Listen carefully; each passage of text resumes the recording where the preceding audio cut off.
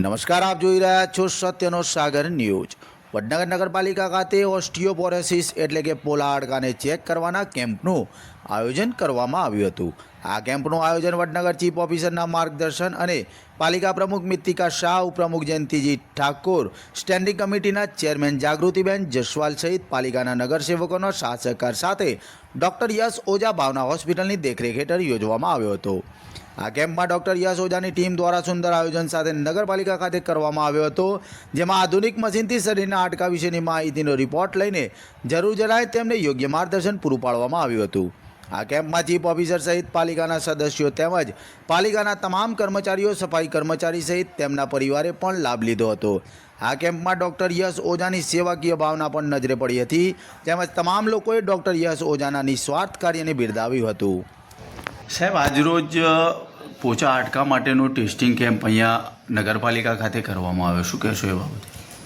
આપણે વડનગર નગરપાલિકામાં નગરપાલિકાના તમામ સફાઈ કામદારો, બીજા તમામ કર્મચારીઓ, એમના પરિવારજનો સાથે ચૂંટાયેલા સદસ્યો અને આજે તાલુકા સંકલન પણ છે, તેના તાલુકા સંકલનના તમામ અધિકારીઓ માટે વડનગરમાં ડૉક્ટર ઓઝા સાહેબના સહયોગથી હાડકાની ડેન્સિટીનો ટેસ્ટ એટલે બોન ડેન્સિટી ટેસ્ટ કરવા માટેનો કાર્યક્રમ કરવામાં આવ્યો છે।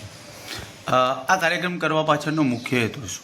આપણે ઘણા લોકો જાણતા નથી હોતા, આપણા હાડકા એટલા પોચા થઈ જાય છે કે ભવિષ્યમાં ખૂબ મોટી સમસ્યા ઊભી થાય અને તૂટવાના પણ અવારનવાર બનાવ બને, તો એવી માટે પ્રિકોશનરી આપણે જાણકાર મળી જાય કે આપણા હાડકા કેટલા પોચા છે તો એની સમયસર સારવાર થઈ શકે। નમસ્કાર, મારું નામ ડૉક્ટર યશ ઓઝા, MS ઓર્થોપેડિક સર્જન। હું વડનગર ભાવના હોસ્પિટલ ખાતે સેવા આપું છું। આજ રોજ નગરપાલિકામાં ચીફ ઓફિસર સાહેબશ્રીના માર્ગદર્શનમાં તથા નગરપાલિકાના પ્રમુખ તથા સદસ્યોના સાથ સહકારથી આજે અમે ઓસ્ટિયોપોરોસિસ સ્ક્રીનિંગ કેમ્પનું આયોજન કરેલ છે। ઓસ્ટિયોપોરોસિસ એટલે શું? ઓસ્ટિયોપોરોસિસ એટલે હાડકાં પોચા થઈ જવા। ઉંમર પ્રમાણે હાડકાં પોચા થઈ જાય છે, તેમાં કેલ્શિયમનું પ્રમાણ ઘટી જાય છે, જેથી તે બરડ થઈ જાય અને તૂટી જવાની, ફ્રેક્ચર થઈ જવાની શક્યતા વધી જાય છે। આ ઓસ્ટિયોપોરોસિસથી બચવાના 4 સરળ ઉપાય છે।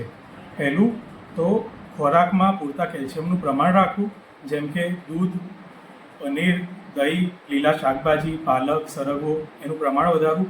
બીજી વસ્તુ તો એ કે સૂર્યપ્રકાશથી વિટામિન ડી બહુ સારી માત્રામાં બને છે, આપણા શરીરમાં જાતે બને છે। બપોરનો 10 મિનિટનો તડકો પૂરતી માત્રામાં વિટામિન ડી બનાવી આપે છે। ત્રીજી વસ્તુ વ્યાયામ। શરીરમાં જેટલો વ્યાયામ પડે એ પ્રમાણે હાડકાં મજબૂત થાય।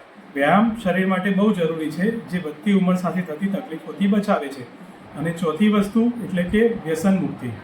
દારૂ, તમાકુ, સિગરેટ આ બધી વસ્તુઓથી હાડકાં નબળા પડે છે। આનાથી દૂર રહીએ એટલે આપણા હાડકાં મજબૂત થાય। જે આ કેમ્પ કરવાનો મુખ્ય ઉદ્દેશ શું? આજે અમે નગરપાલિકાના કર્મચારીઓ માટે એક નિઃશુલ્ક ઓસ્ટિયોપોરોસિસ સ્ક્રીનિંગ કેમ્પ રાખે છે, જેમાં પગની એડીના હાડકામાં તપાસ દ્વારા હાડકાની ઘનતા માપવામાં આવે છે, જેનાથી તેમને ઓસ્ટિયોપોરોસિસ અને ભવિષ્યમાં ફ્રેક્ચરનું કેટલું રિસ્ક છે તેની જાણકારી મળે છે। આથી વહેલી તકે પ્રિવેન્ટિવ ધોરણે તેમને સાર સંભાળ રાખીને ભવિષ્યમાં થતા ખતરાથી બચી શકાય છે। આ વિશે શું શું માર્ગદર્શન આપવામાં આવ્યું રિપોર્ટ અનુસાર? રિપોર્ટમાં આપણને પેશન્ટના હાડકાનો સ્કોર મળે છે। એ સ્કોર પ્રમાણે તેમને 3 વિભાગમાં વહેંચવામાં આવે છે: ગ્રીન ઝોન, યલો ઝોન અને રેડ ઝોન। યલો ઝોનમાં આવતા દર્દીઓ, વ્યક્તિઓ બોર્ડર લાઇન કહેવાય, તેમને ભવિષ્યમાં હાડકાં પોચા થઈ તેને લગતી બીમારી થવાનું રિસ્ક છે, તે અત્યારથી ચેતી જાય, ખોરાક, પાણી બદલી દે તથા પૂરતો વ્યાયામ કરે તો ભવિષ્યમાં તેમના હાડકાં ફરીથી મજબૂત થઈ શકે છે। રેડ ઝોનવાળા ઉપર રિસ્ક વધારે છે, તેથી તે લોકોને ટ્રીટમેન્ટ લેવી જરૂરી છે, તેમને યોગ્ય ટ્રીટમેન્ટ લેવા માર્ગદર્શન આપવામાં આવ્યું છે।